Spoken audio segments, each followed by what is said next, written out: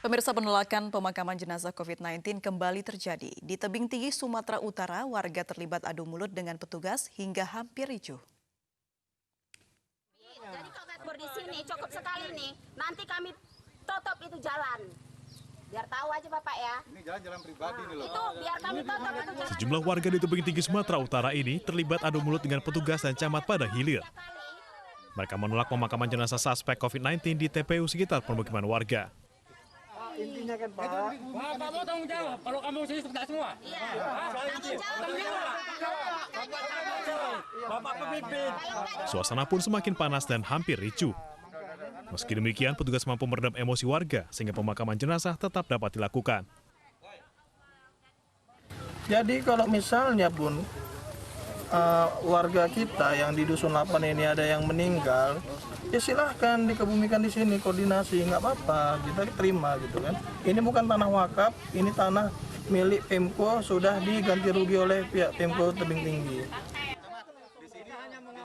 Di kota Tebing Tinggi, sejauh ini tercatat ada 20 kasus positif COVID-19, 14 orang masih dirawat, 4 orang sembuh, dan 2 orang meninggal dunia. Dari Tebing Tinggi, Sumatera Utara, Abdullah Sani Hasibuan, iNews melaporkan. Ratusan pegawai di Rumah Sakit Dr. Muwardi Surakarta, Jawa Tengah dinyatakan positif COVID-19. Meski demikian, rumah sakit rujukan COVID-19 ini tetap melayani pasien seperti biasa.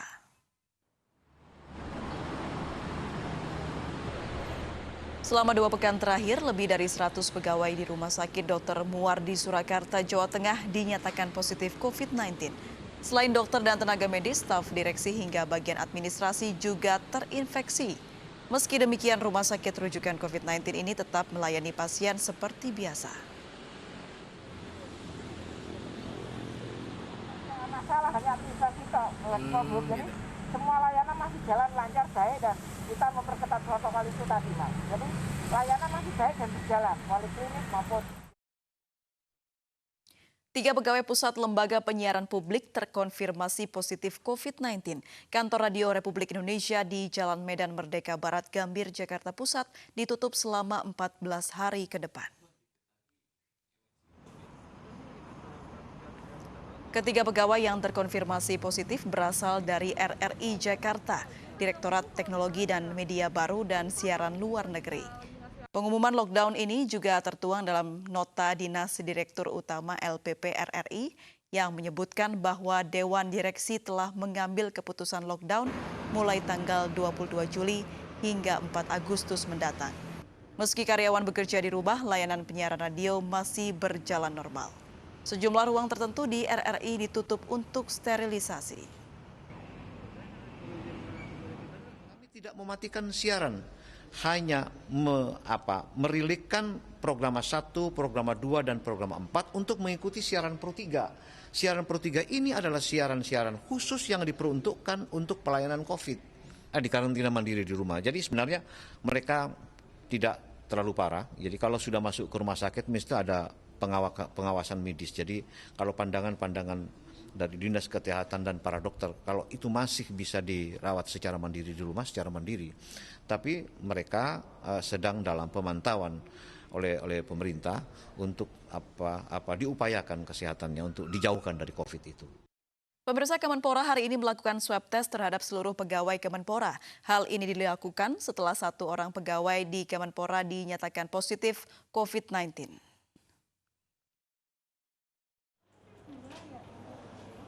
Puluhan pegawai di Kementerian Pemuda dan Olahraga menjalani swab test di Gedung Kemenpora Senayan, Jakarta.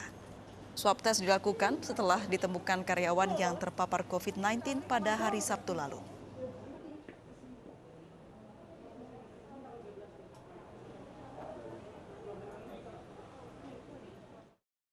Pemirsa, DKI Jakarta lagi-lagi mencatat penambahan kasus COVID-19 tertinggi di Indonesia. Hari ini pasien positif di DKI Jakarta bertambah 470 kasus.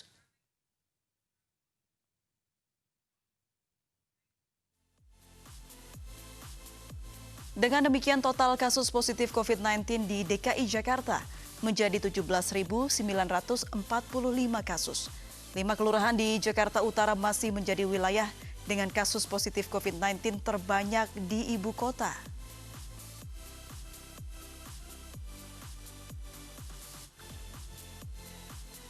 Kelurahan Pademangan Barat di Kecamatan Pademangan, Jakarta Utara masih menjadi kelurahan dengan kasus COVID-19 tertinggi. Total ada 234 kasus positif, 171 orang sembuh, dan 14 orang meninggal dunia.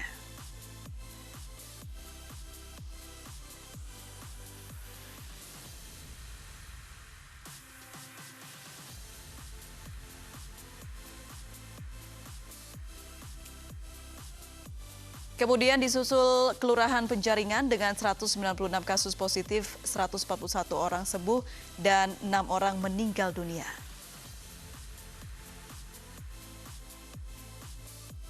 Kelurahan Sunter Agung di Kecamatan Tanjung Priuk hingga hari ini mencatat ada 193 kasus positif COVID-19, 167 orang sembuh, dan 11 orang meninggal dunia.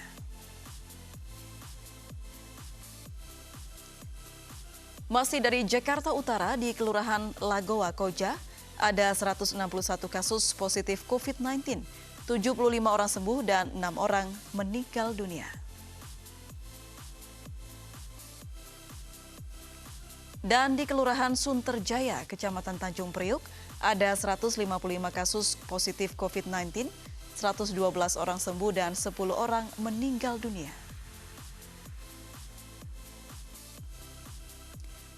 Pemirsa, Presiden Joko Widodo memerintahkan Menteri Koperasi dan UMKM untuk mempercepat bantuan dana bagi koperasi. Hal itu dilakukan agar likuiditas dari koperasi segera membaik dan bisa menyalurkan pinjaman untuk UMKM di masa pandemi COVID-19. Secepat-cepatnya, saya juga sudah perintah cepat berikan yang namanya relaksasi. Berikan yang namanya restrukturisasi kepada UKM, kepada koperasi secepat-cepatnya. Agar tidak kena imbas dari pertumbuhan ekonomi dunia yang melambat. Karena 215 negara itu sama keadaannya. Kena pandemi COVID, kena krisis ekonomi, sama persis. Ya, pantang pulang sebelum padam menjadi prinsip profesionalitas kerja yang dipegang teguh seluruh personel pemadam kebakaran. Namun tugas personel pemadam kebakaran tidak hanya itu saja. Mereka juga mengemban amanah untuk melakukan penyelamatan dan penanggulangan bencana.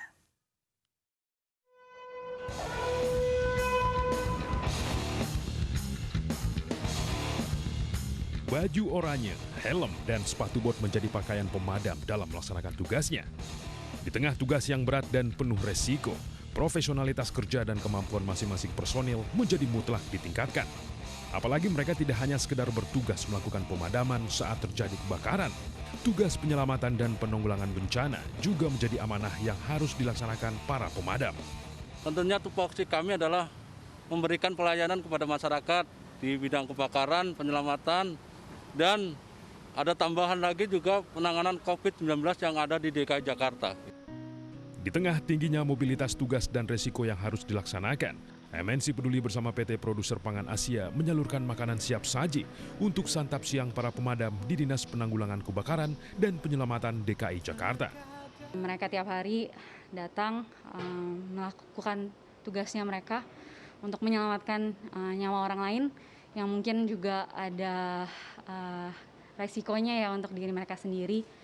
Kami ikut bangga dan kami makanya ingin ikut serta untuk bantu mereka dan bantu berbagi. Tugas untuk menekan penularan virus corona menjadi tanggung jawab seluruh rakyat Indonesia.